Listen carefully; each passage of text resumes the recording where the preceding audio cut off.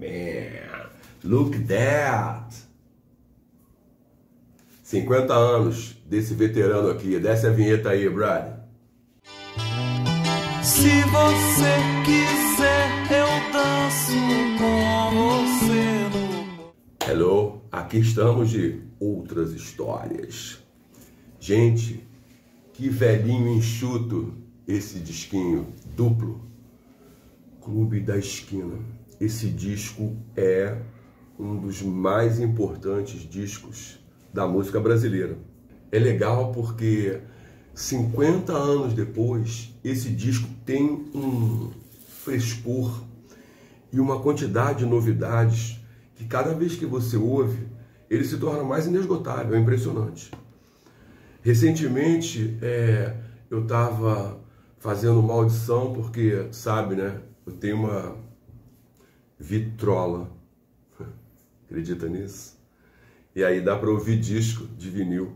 E o pessoal ficou chapado quando na canção Clube da Esquina você consegue identificar nos violões Milton, Caetano e Paulinho da viola, Beto Guedes na percussão, né? Essa música linda do Milton, Márcio e Lô.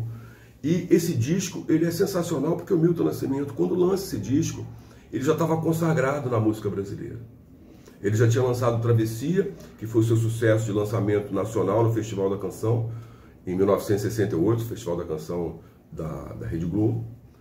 E em 1968 ainda lançou o espetacular disco Beco do Mota.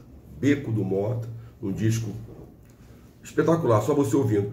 E já tinha lançado o seu nome, e ele tem um contato com essa turma, né? O Clube da Esquina nada mais é do que a reunião do Milton e sua rapaziada, que aconteceram no bairro de Santa Teresa, em Belo Horizonte, na rua Divinópolis, esquina com Santa Teresa, eu acho.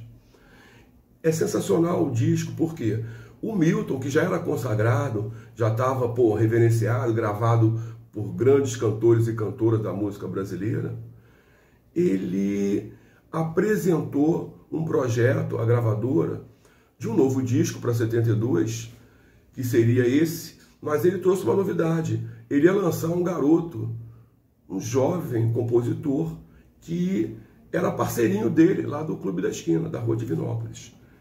E esse disco, ele foi encampado pela gravadora, que produziu um álbum duplo, com canções Hora de Milton Nascimento, Hora de Lô Borges.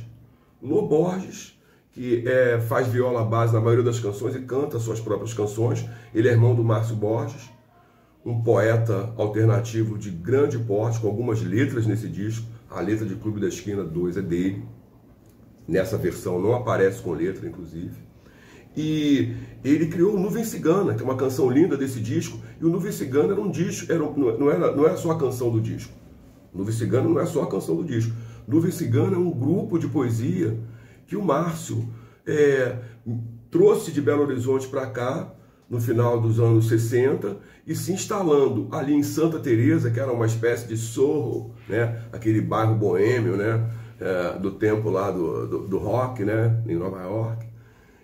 Ele incrementou a cena, né, alternativa aqui do Rio de Janeiro, e o Clube da Esquina lançou, né, o Nuvem Cigana lá no topo, né, da literatura de botequim, os livrinhos que eram vendidos nos botequins, nos shows e tal. Isso deu um grande mercado na época, e muitos bons valores surgiram daí. Okay? É interessante porque o Clube da Esquina, ele não só traz músicas maravilhosas, tá? Além de trazer músicas maravilhosas, você tem variados artistas que participam num aglomerado de estrelas.